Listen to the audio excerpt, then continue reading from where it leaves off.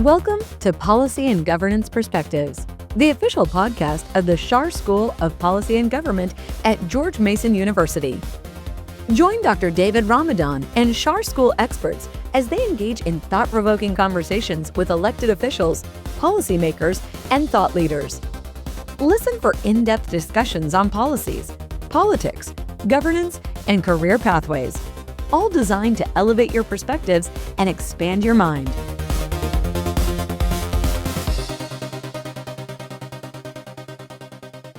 I'm Dr. David Ramadan, and this is Policy and Governance Perspectives, the official podcast of the Schar School of Policy and Government at George Mason University.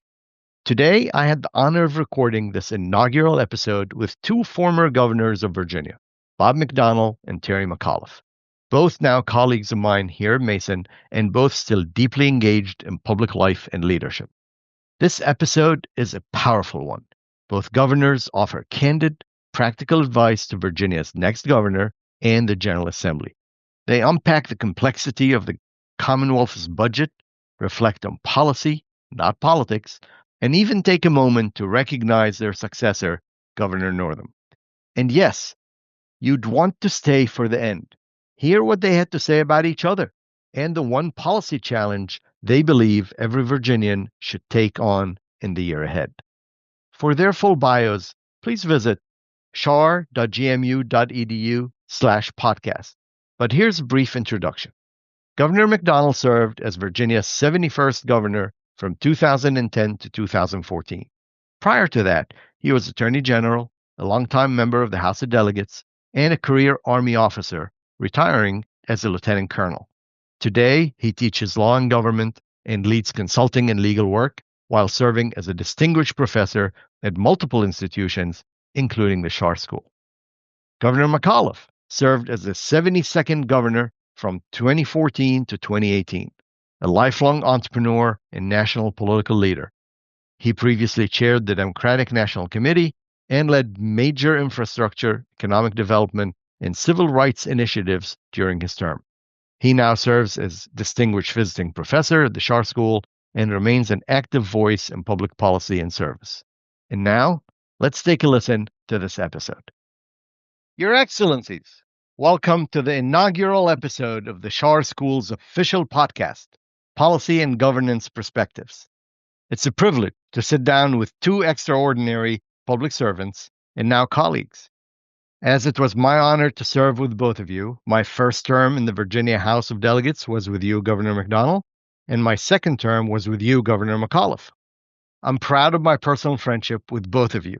But on this show, and since this is the Schar School's official podcast, not the David Ramadan podcast, I will put personal relationships aside and I will address you as protocol states, Your Excellency or Governor, not by first name. Your Excellencies, I'm asking you today to put aside partisan hats and focus on what unites rather than divides: governance, policy, and the future of Virginia. I'd like to explore with you lessons learned from your experiences, what both of you see as the most pressing challenges and opportunities facing the Commonwealth. And since Virginia is about to elect a new governor in a few weeks, I'll ask for your strategic advice to the next governor, regardless of party, about how to lead with vision, pragmatism, and integrity. So let's begin. Setting aside party labels. If you were advising a new governor of any party, what three things would you advise them to do the day after Election Day? The 71st governor of Virginia, Governor McDonnell, you go first. Well, thanks, Professor Ramadan. Great to be here with my friend Terry McAuliffe, Governor McAuliffe, and you to discuss these important issues facing our Commonwealth. You know, it's been said, as Virginia goes, so goes the nation. So we've been setting the example for a couple hundred years. Mostly good, and appreciate you having us on today so we can talk to the people about our ideas on this. An honor and a pleasure. Great. You know, first I'd say for both governors, neither of whom have, had a full career in government, but have some government experience, is to say, get up to speed on the budget. You know, money is policy. Money sets the priorities for the people. So get in the weeds and understand the budget of Virginia in and out, because your predecessor, Governor Youngkin, has put in a budget, and you've got to be the one in very short order if you want to put your stamp on the initial session of the General Assembly to put the amendments in. Number two, and probably actually more important, is get to know the key decision makers in the legislature. In fact, meet with every one of them if you can between the time you get elected and the time 2.5 months later when you start the session. Get to know all the legislators. Ask them what's important to them. Ask them what their priorities are for the session. See if you can find common ground with them. And then after you've done that, see if they'll work with you on the session, on the big things that you promised during the campaign that are important, you think, to not only to you, but more importantly to the people statewide, and find the common ground. And then thirdly is set a tone for cooperation, focusing on the big stuff that Virginia cares about. And for me, it's, and I think for Governor McAuliffe, during our terms, we try to create more jobs, more opportunity, more capital investment, more business-friendly rules and regulations so that, entrepreneurs can start new businesses, big companies can expand, companies from all over the world and all over the country can come and plant their flag in Virginia. I mean, if you do those three things right, you're going to be off to, I think, a good start managing the budget, managing the finances, creating growth in your state, and you'll be, I think, well respected out of the blocks if you can do that. Thank you, Governor. The 72nd governor of Virginia, Governor McAuliffe. What three things would you advise on?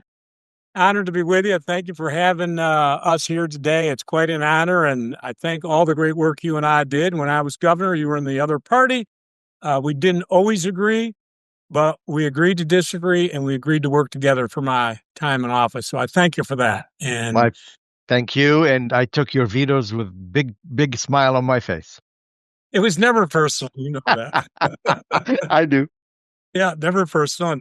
And Governor McDonnell, great to be.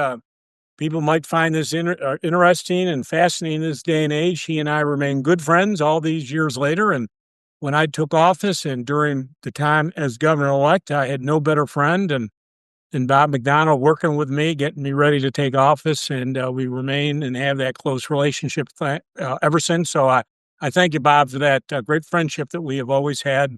We can be different parties, but you can still be good friends. And hope that's a message for other people out there today. And so the day after you take office, you've been inaugurated, you've had all the parties. No. Way before, Governor, way before. Day after election.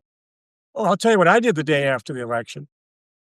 First thing I did was reach out to the opposing speaker of the other party and say, to Bill Howell, said, can I come down and have dinner with you? The first thing I did.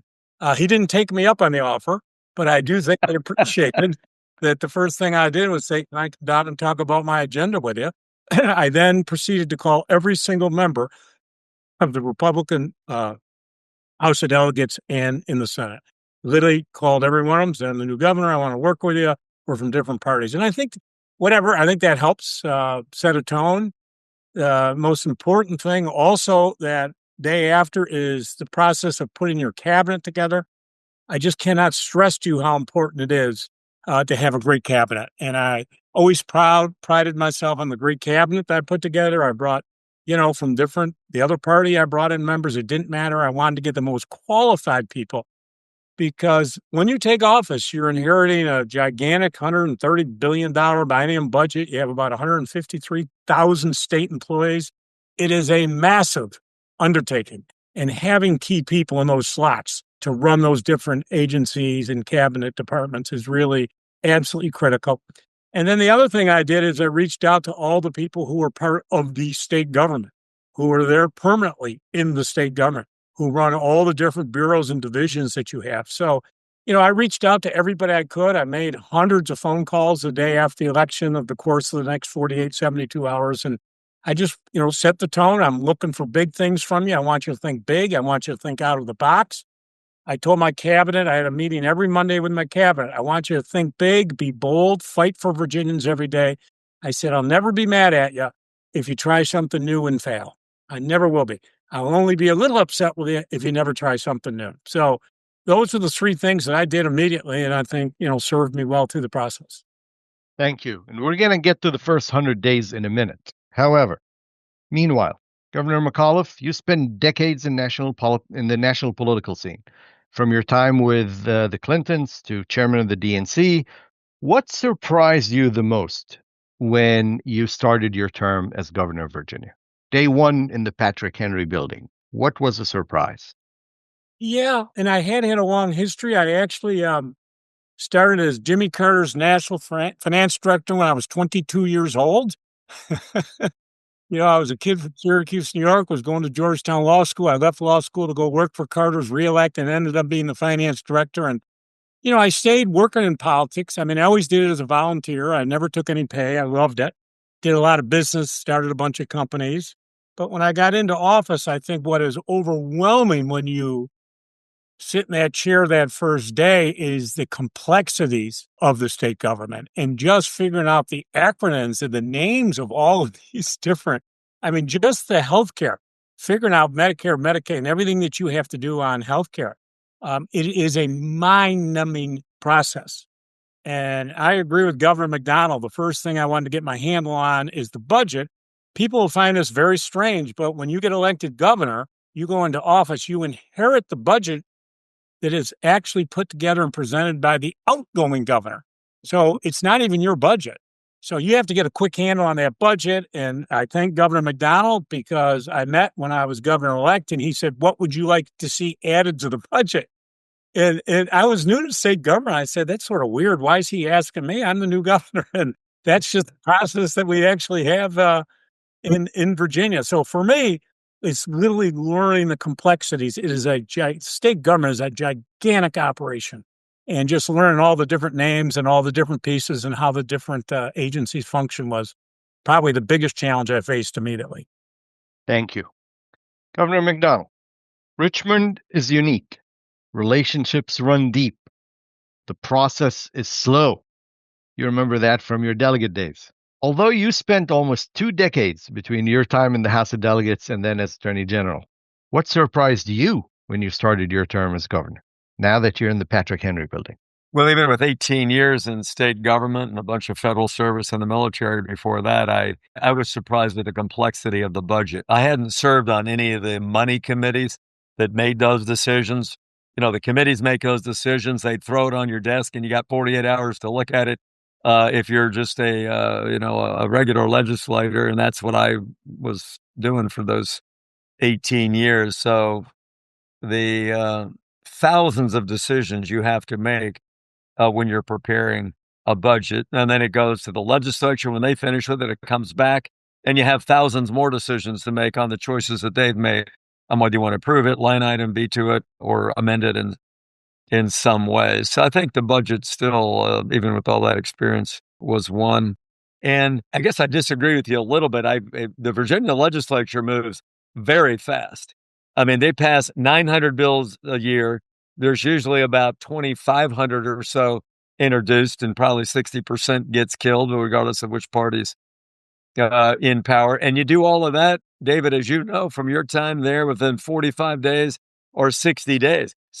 The Congress doesn't pass 900 bills, thank God, over a 2 or 3 year period. Neither do most other states that are even full-time legislators. So we move very quickly, and we've got a really good process because you got to balance the budget. You can't go into debt, so you don't have these shutdown problems that we see like today in the federal government. You also have a great rule called the germaneness rule and single object rule. So every bill can only encompass one main thought or one main purpose. So we don't have generally 3,200 page bills like Obamacare or 1,000-page bills like the big beautiful bill. We got generally short, concise bills embracing a concept that can be quickly discerned by the legislature, quickly debated, and then quickly operated on. So I like the way the state government works. It's quick, it's neat,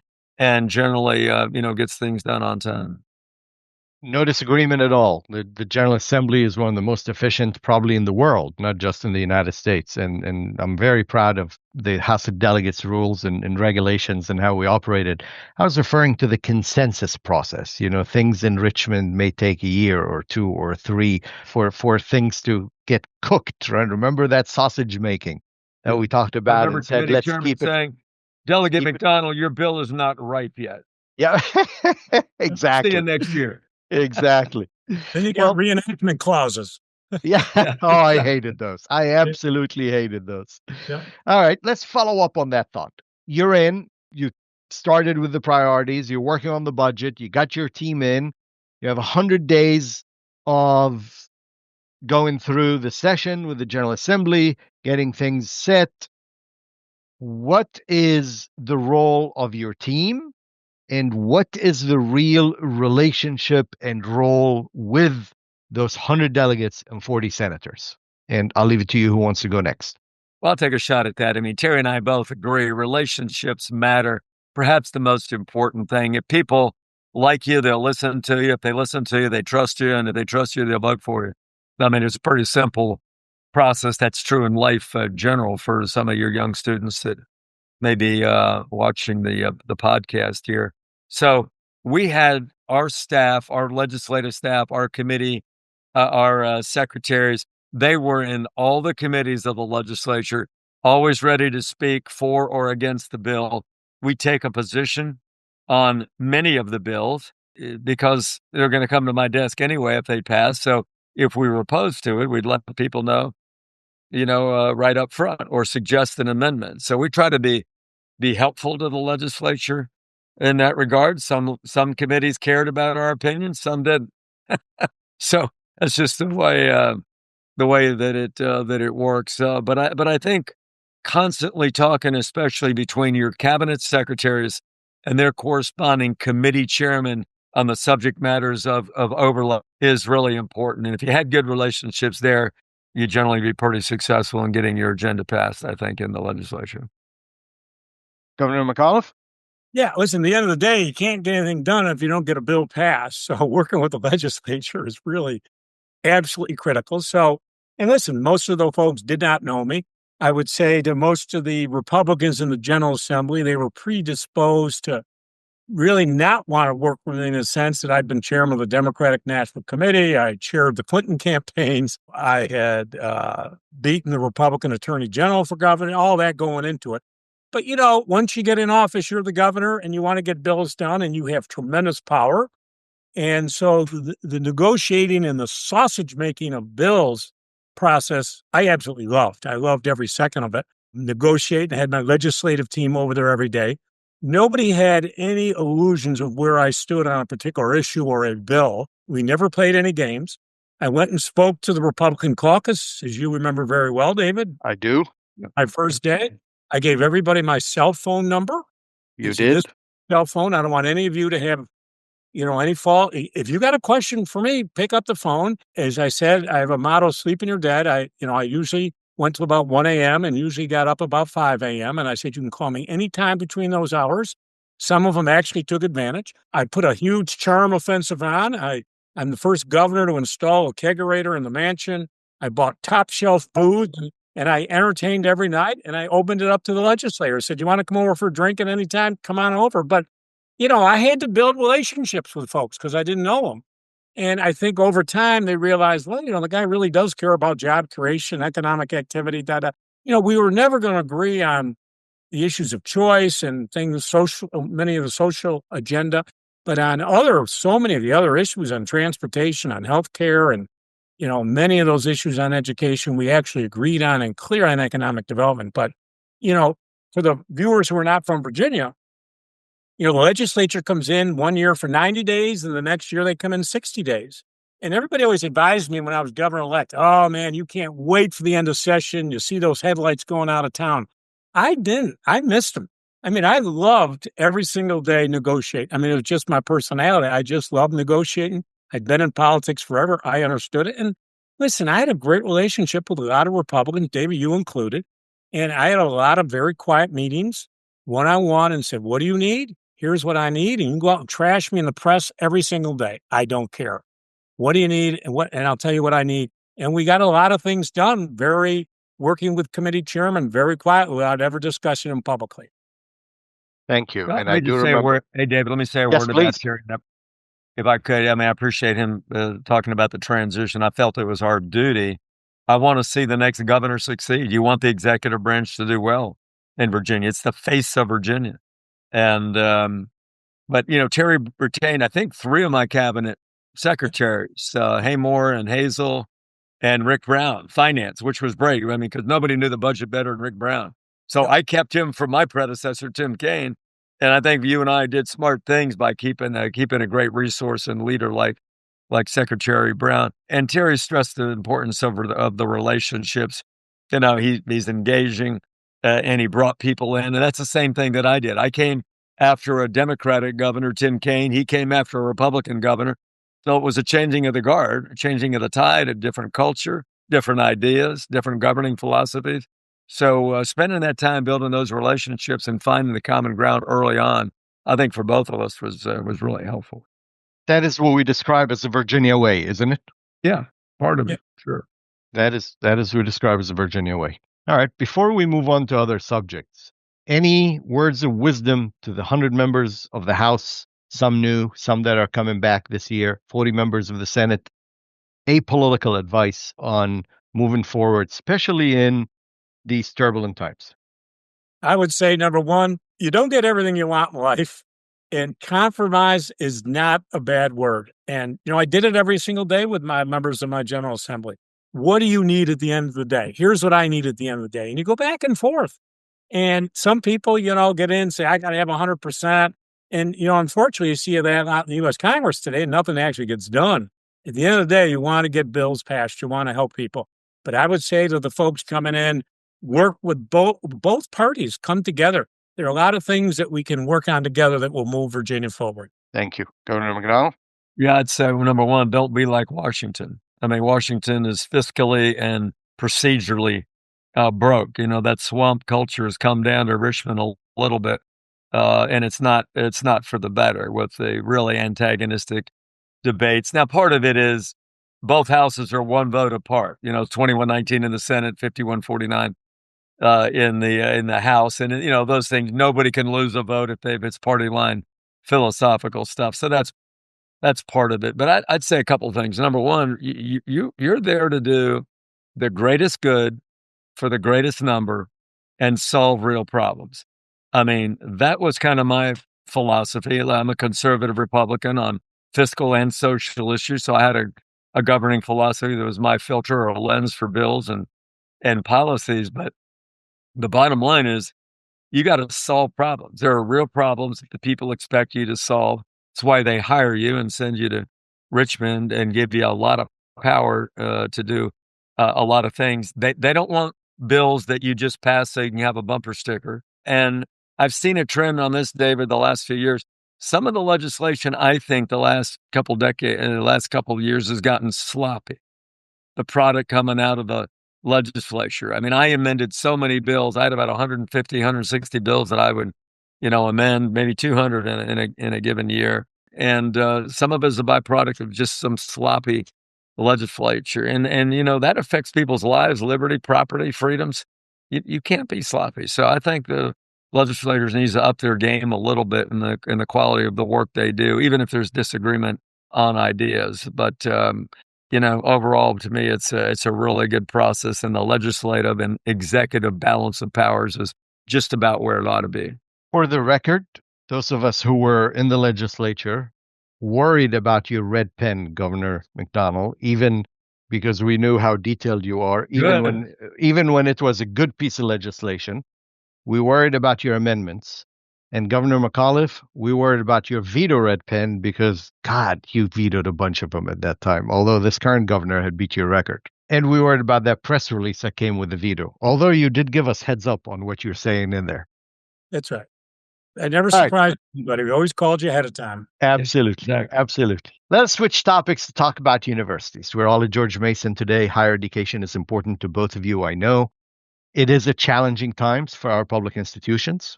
It's no secret that a couple of them, including George Mason, are facing turmoil on the board level. Again, in an partisan hat. You both placed individuals on universities and state boards during your terms.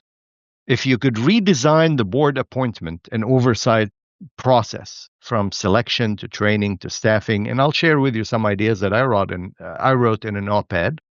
What changes would you implement? And no, Governor McDonnell, you can't say that you would not appoint me to the board of George Mason. That's not a change that you would do. I honorably served as your appointee. Here are some of the thoughts that I had been pushing for years now.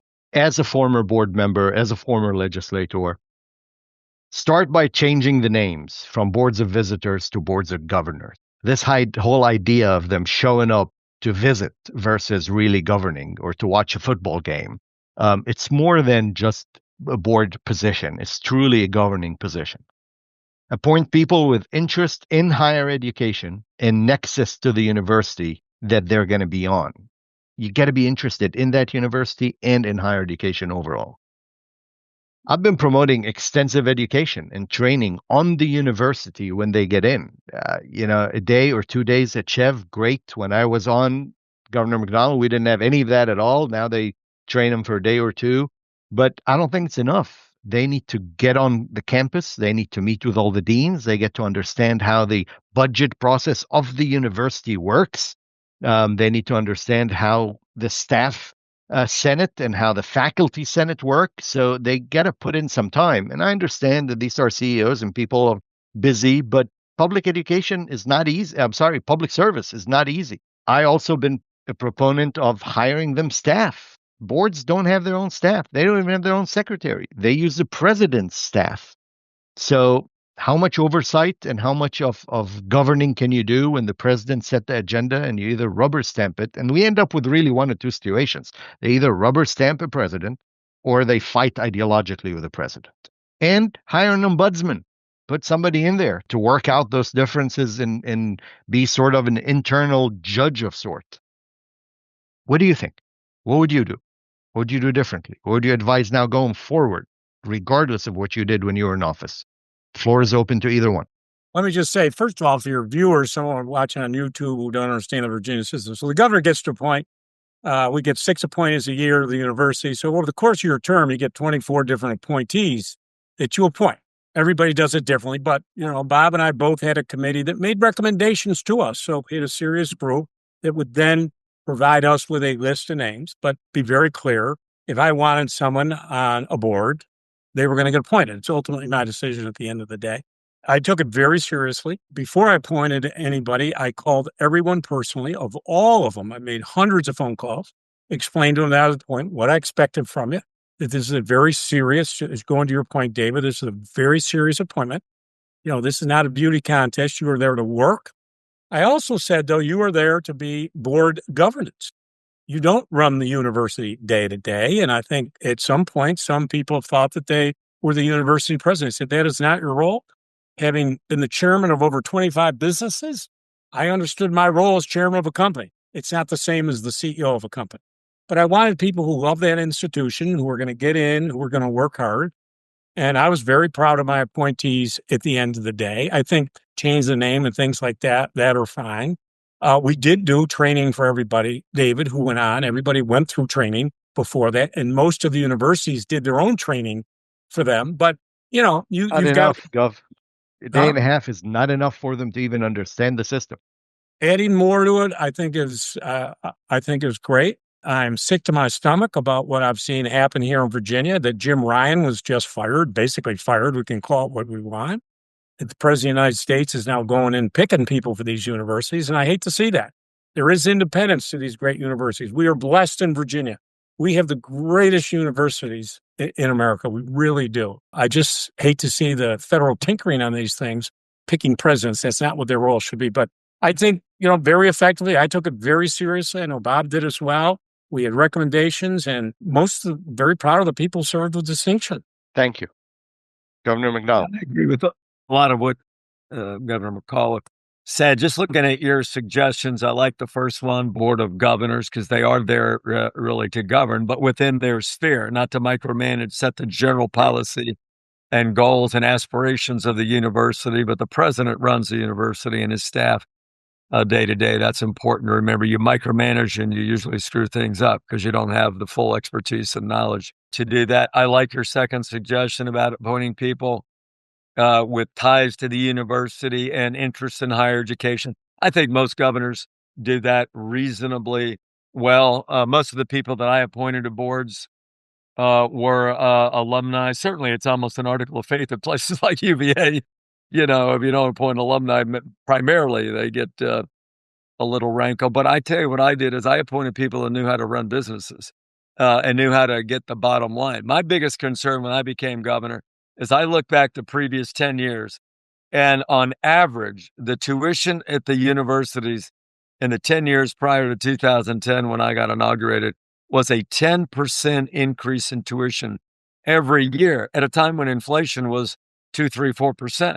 I thought it was out of control, and the burden was all on kids and their parents, and they got out of college with, 10, 15-year debts, and I thought that was completely wrong. So I began to do things to rein that in, put business people on the board.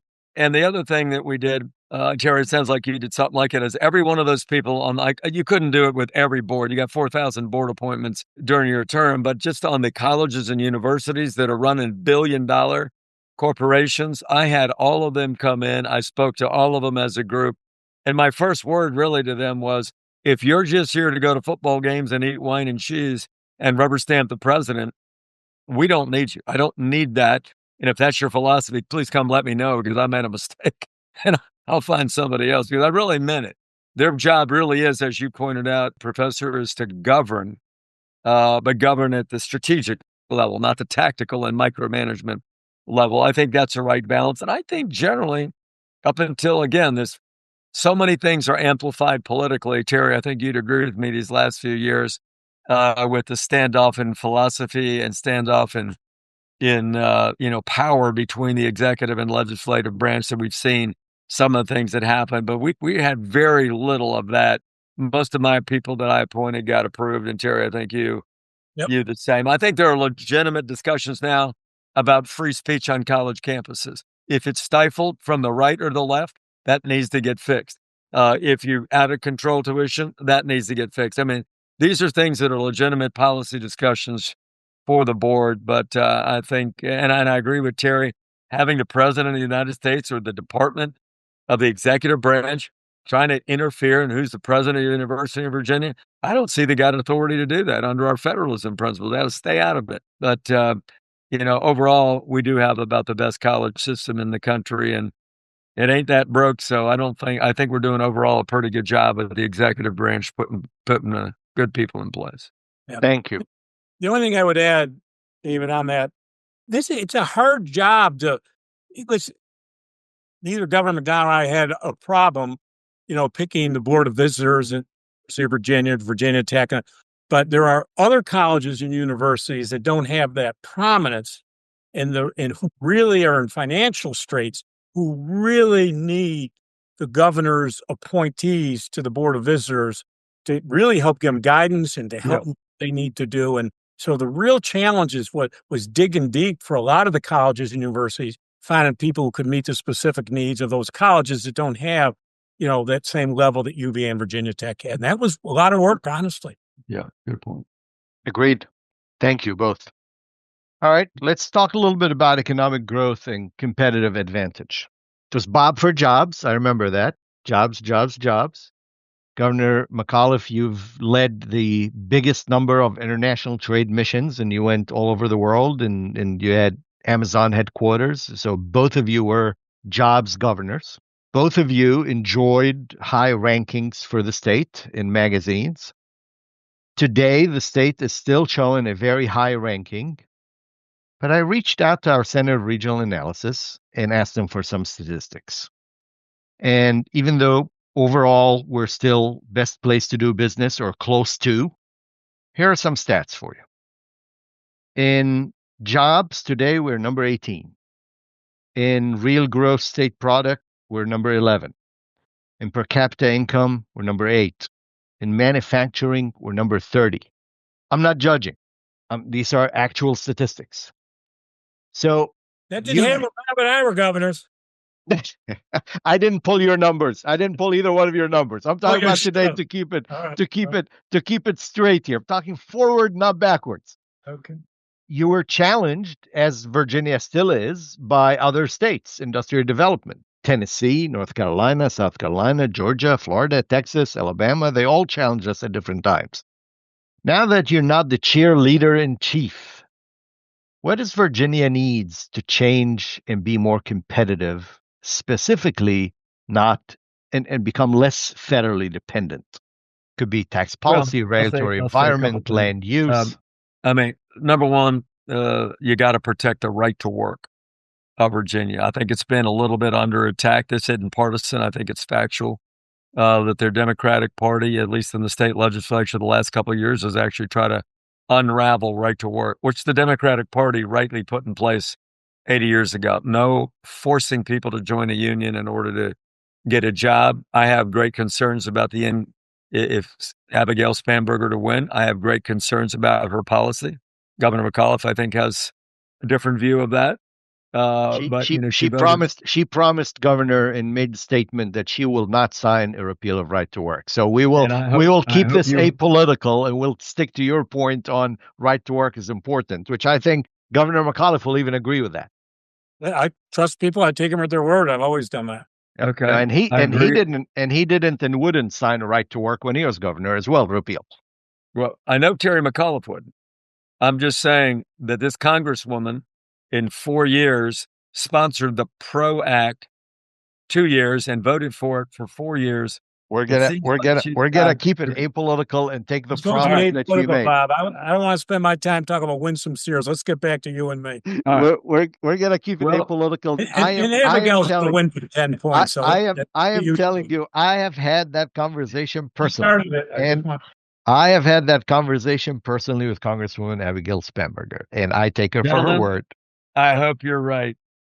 I know you would vote that. She will not sign a repeal of right to work. So right to work is one thing that we'll keep. I think we're all in agreement with. What else? I think you've got to keep a strong right to work law. Number two, I know what Governor Allen and Governor Gilmore and I and Governor Youngkin to a large degree, each of us during our time did wholesale analysis of the regulatory code and regulatory structure to find out which ones were overburdensome, that created barriers to entry, that were hidden taxes that the people would have to pay for, because the regulatory state can get out of control. These unelected agencies that put things in place that cost real business people real money that they pass on to the consumer. I'm very concerned about that.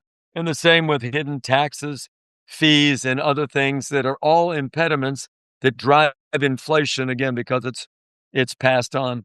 I think we need to keep our incentives strong. I put a number in place, Terry, you probably did as well when you were governor, to be able to do things like, when I was governor, I promoted and signed a data center tax credit. Now, there's a great example of something that really worked. We wanted to attract data centers to Virginia. And of course, now we've got the biggest number of data centers, I believe, in all of the country. Almost too many for some people's liking in Northern Virginia, but it's, to meet the energy demands today, it's been an absolute boon in local property taxes, not so much employment. But it's these kind of creative ways where we can be competitive, whether you like it or not. There's so many other states, like you mentioned, Georgia, South Carolina, that have these massive credits for everything from manufacturing, industrial base to film production, etc.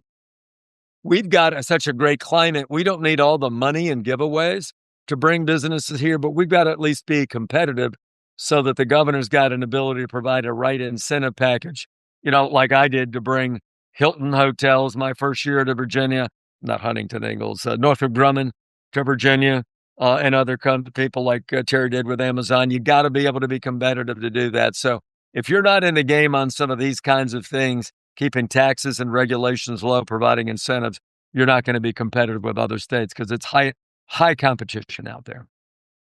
Thank you. Governor McAuliffe, going forward. It was unfortunate to see Virginia drop this year from first in the nation for business. We dropped to fourth. And what really bothered me was the workforce development dropped dramatically in Virginia. That is the key. That is the secret sauce of economic development. I was the most traveled governor in U.S. history, 35 trade missions. I brought 2,100 companies back to Virginia from all over the globe. But I could tell them, if you're going to spend millions putting your infrastructure in Virginia, we're going to have a workforce for you. Nobody's going to spend millions of dollars bringing it to your state unless you can have a workforce for the next 10, 20, 30 years. And that was the key. And that's why we redid our education system. I really worked hard on, we became the #1 state for cybersecurity. When I left office, we had 48,000 openings, average salary, $92,000 a year. We were the #1 state in America for cybersecurity companies. So what did we do? We redid our education. We're the first state in America. We teach cybersecurity beginning in kindergarten. So it's things like that to attract businesses. You got to make sure infrastructure, people aren't going to come to your state if you're stuck in traffic. And that's why I worked hard. I did the I-66, which was the largest P3 in American history, to open up 66. I did 22 miles at 64, 95, 395, so that people could move because they come and see it, the workers move around. We invested $350 million in our port. We put $320 million in the Virginia International Gateway. So for me, it's a complicated topic, but you got to build the infrastructure. You got to make sure transportation, you got to make sure folks can get health care, quality education. And when you have all that, we're a great state. I mean, we have so many assets. I mean, look what we have in Virginia. You have the federal government, which is so important to us with the military intelligence. I mean, we've got the ocean. I used to go all over the globe talking about what we have in Virginia. We got the beautiful mountains. We got the ocean. I mean, dolphins, they come up to the coast. They pick up your children. They give them a ride. They drop them off. I mean, we got it all in Virginia. We got great wineries, craft breweries. So there's no reason, I think, for the next governor, for Abigail, but she's got to figure out where, for me, it was cybersecurity. I think AI is the next great frontier for any governor today. We became the #1 state in America for cybersecurity. I think the next big is going to be AI, and it's going to be with us for many, many years to come. Redo your education system. Start teaching cybersecurity beginning in grade school, high school. And that's really, and then be a good salesperson for keep taxes low. I agree with Bob. Get rid of a lot of unnecessary regulations. He was very proud of that legislature, the 900 bills. I would say at the beginning of every year, why do we need 900 new bills every year? Did that much happen in the last year? But, it is what it is. Everybody's got to have bills. But, get the regulations so it's not hard for people to do business. Keep your taxes low and make sure the roads work and that. And, airports are going great. And, I had to work hard. United was leaving Dulles when I was governor. I flew to Chicago, met with the CEO. We gave him $50 million. They stayed. I mean, that's the kind of stuff of how you grow your economy. I loved every second of it. Salesman in chief. That's what your job is. You bet it. Salesman in chief. I went to Muslim countries and sold our beautiful wine. I said, at the end of the day, they're going to think Napa's an auto parts company. I mean, God. You didn't take me with you on those trips, the wine trips. Yeah, it was fun. Since I went we to dropped California names, and I said, you know what? I said, Napa's for auto parts, but Virginia's for lovers of wine. I said, you should drink ours. Exactly. I didn't go over very well. Yeah.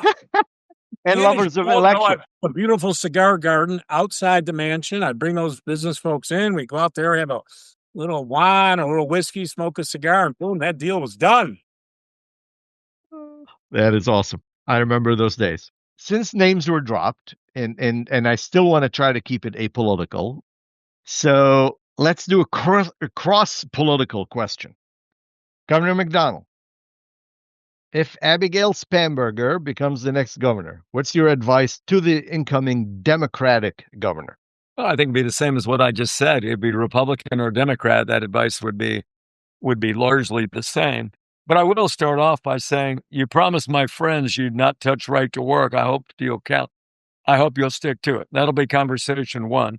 But the things we talked about before, and I completely overlooked, Terry's exactly right on workforce development. I work with the Hampton Roads Workforce Council. The biggest issue that I hear from employers now isn't even economic development, it's workforce development. If you don't have the skills in your region, particularly in Southeast Virginia, where we're kind of a cul-de-sac, we don't have the big federal government base, although some with the military here, like Northern Virginia does. So the big issue down here was like maritime skill trades, because we've got Huntington Ingalls, we've got hundreds of port ship repair companies and so forth. You've got to have the community colleges, the workforce councils, and other funding streams all working together to be able to match the needs of industry with the talent pool within the area. And I think that's absolutely critical. And we've really not done a great job overall on the strategic planning on workforce development. Terry mentioned something very important. You got to start this at 4th, 5th, 6th, 7th grade and say, look, you can start and make $70,000 a year as a welder. You can't wait till they're seniors in high school and talking about these incredible careers you can have and be a patriot fixing the great Navy ships at Huntington Ingalls. I mean, these are the things that take a while to do. So I would add that to the list of making it a priority, and the blue collar jobs and why that's so important. Not everybody's made out to or qualified or will get into a good Virginia college. It's about 40%. The other 60% have to be either job ready or career ready. And that means great schools and great opportunities for entry level, really good jobs in the workforce. So that's it. But the things we've said already, I would even say I'd redouble that with Abigail. You don't know people in the legislature on either side of the aisle because you haven't worked with them. And so you need to spend a lot of time cultivating that relationship. You need to spend weeks, day and night looking at that budget. So you really got a grasp of that. And then you got to figure out here's what I did. I went back and cataloged every campaign promise that I made. And I bet Terry did something similar because your words mean things. If you just have talked about things on the campaign trail and you don't follow through, people will lose trust in you very quickly. We took all of them. I was shocked to see that I'd made about 360 promises, and we broke them into year 1, 2, 3, and 4. And every one of those years, I was either going to put in a bill, sign an executive order, change a regulation to try to do every one of these. And we got, an overwhelming number of those done in one way or the other. But I think I'd say be true to your word or you'll lose the faith of the people in the legislature and you won't be an effective governor. So I think that's some of it's just common sense, but I haven't been around the legislature a long time. I know how they work and they want to trust you and believe in you and work with you, but you got to earn it. Great advice. Thank you. And by the way, I carried the bill to institute internships and apprenticeships in high school when I was there.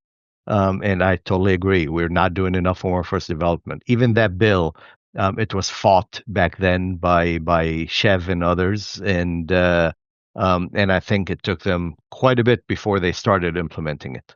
Let me say one last quick thing on that. I think the Youngkin administration's done a really good job doing things that we've all sort of talked about, but that is consolidating all the different fiefdoms and silos of workforce training across 6, 7 agencies, and now pretty much got them into one agency, a new workforce development agency that got stood up about a year and a half ago, provided resources to fund it. But what we haven't done is put much money behind it.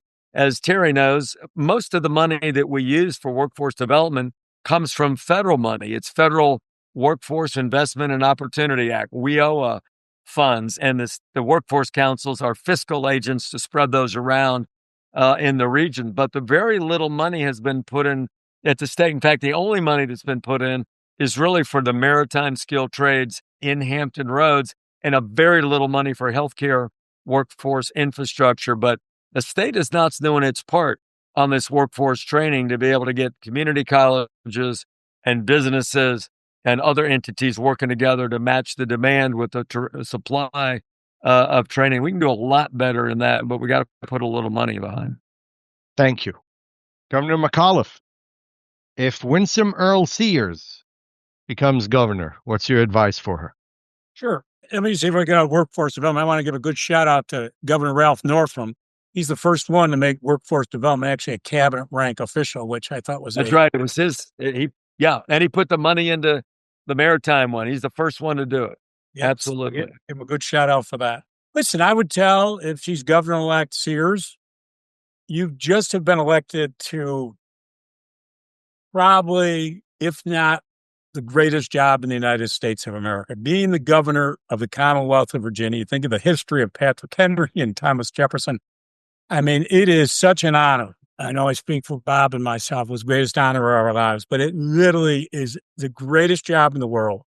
And there comes a lot of responsibility, but tremendous amount of power to help people and to lift up the lives of those 9 million Virginians. And my main message would be, is you are now the governor of the entire Commonwealth.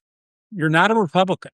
I was the governor's, Bob, you're the governor for everybody. And at that point, when you take that oath and put your hand up, you're there to serve everybody. And I would say this to my cabinet all the time. We're here to help everybody.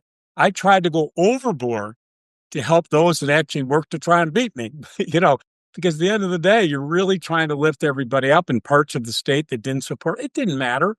And you got to be big and you got to stand up and represent all Virginians and really put the politics aside. And I'm saying that as someone who's probably the most political ever to be governor. I had been the National Party chair. I chaired inaugurations. I had chaired Democratic conventions and so forth. But at that point, you're no longer the Democrat, Mr. Democrat. I was governor. And that would be my advice. And whatever happened in the campaign, put that aside. Forget about people who didn't support you. You're all one at that point. And, you have huge challenges. I will say this. It's a very unique time to be coming in as governor because Virginia, as you know, with the DOGE cuts that Trump did, they have hurt Virginia. Virginia's number one, Maryland's number two. So all of the cuts that have gone on and the federal contractors who have been cut in specifically up in Northern Virginia is going to have a ripple effect to our economy. So you got to focus like a laser beam on the economy because there are a lot of people who are now out of work who gave their life to this federal government and they need to be lifted up and we need to provide career opportunities. The other gigantic challenge is going to be on that ridiculous, big, beautiful bill now on Medicaid. Virginia is going to lose billions and billions of dollars of healthcare funds. And Abigail is going to have to sit and figure out what do we do about all those people who are now losing healthcare? And what do we do to fill a hole in the Virginia budget? Because of what's going on in Washington, the challenge is just because we're the number one state for federal workers, we bear that brunt more than any other state in the United States of America. And it's going to be a big challenge. So get ready. A lot of work ahead. Thank you. I can speak to both of you for another hour or two, but we're not going to. Let's close it out. 2 quick questions. Governor McAuliffe and Governor McDonnell, what in your opinion was the best thing your successor or your predecessor has done here? So Governor McAuliffe, what's the best thing that Governor McDonnell did in office? And Governor McDonnell, what do you think Governor McAuliffe's best thing when he was in office? Great job, number one. I'm recognizing that returning citizens should get their right to vote. And I think also he did a magnificent job on the whole issue of foster care and helping those children. I think really, really did on those two things just come to my mind just like that. Thank you. Governor McDonnell.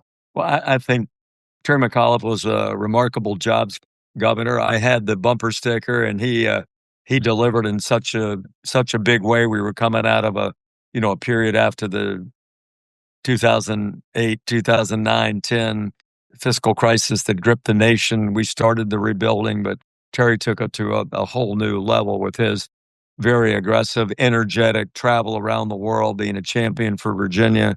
The jobs, you heard his eloquent summary of why Virginia is such a great state. He promoted that all over the world, got people to believe in it, and had, significant records in capital investment, job creation.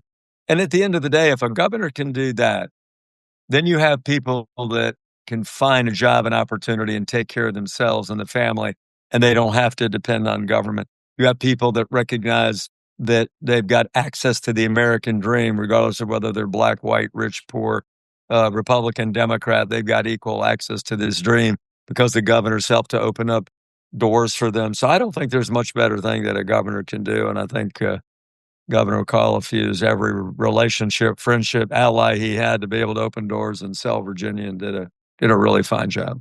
I love the Virginia way. And final question to your advice to our listeners, students, alums, citizens, fellow staff, and employees and professors at George Mason.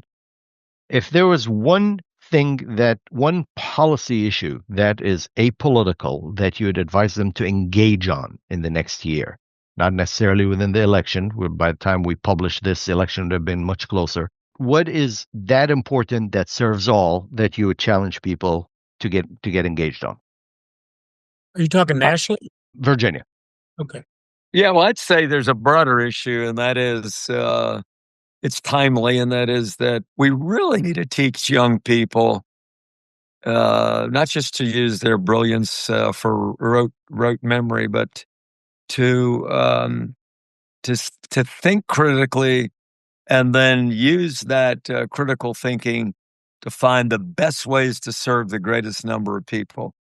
It's been evident to me studying leadership now for 50 years that the people that are the greatest leaders are the servant leaders, the people that care about others, that are energetic about the customer and the employee and the stockholder and others, but not about themselves. And, that great book, Good to Great, by Jim Collins said that humility is actually the cardinal virtue. I'd really love to see universities get more engaged in teaching professors something important to you, civics and citizenship. Yep. And part of that is active participation in the democracy. But the next step in that is do good stuff for other people, whether you're in government or out of government. America, part of the reason America is such a great country and revered around the world is our generosity and our volunteerism. We give more time, talent, treasure, foreign aid than any other country on earth, if you look at cumulatively over the last 15 years. But it only takes one generation to forget that ethos of service to others, giving, humility, critical thinking. And so I'd like to see universities just as generally embrace that and teach more of that in the classroom. Thank you, Governor McDonnell. I know you know how close to my heart our civics and citizenship issues are with my American story and my immigration story and my family's. Governor McAuliffe, the last word is yours, sir. What is your one issue that you want people to engage on that helps America overall? Listen, I'd like people to get back to where they respect one another and, forget all these slogans, make America great. We are great. Our nation is great. And you look at the experiment of democracy. We're the greatest democracy in the world. And unfortunately, there's just too much divisiveness out there today. And the social media is driving it every single day. We got to get back to a place where you can respectfully disagree, but respect one another. You've seen it here today with Governor McDonnell and I. We disagree on a lot of issues, but that doesn't mean we can't be friends. And I try to implore young people every single day. We got to get the negativity and the hatred and this is not a Game of Thrones fight every single day on every single issue. We got to come back to the comedy of America and who we are and the great nation we are and the things that we do around the world. We are so beloved. We are so respected. It's unfortunately being challenged today, but it's up to the young people to really take us to that next level. And, it's really, really important that people learn to work together, respect one another, love one another, and move together. And when we do that, great things happen. So getting along with one another and respecting one another is one thing. Listen to people, respect people, listen to other people's opinions. Thank you, gentlemen. Thank you, Your Excellencies. It's been a pleasure and an honor, and I'll see you in the classroom. That brings us to the end of another insightful episode of Policy and Governance Perspectives. We truly appreciate you joining us for these important discussions featuring voices from across the Schar School. For more information and to explore our archive of past episodes, please visit schar.gmu.edu/podcast. Thank you for listening, and we look forward to sharing more with you next time.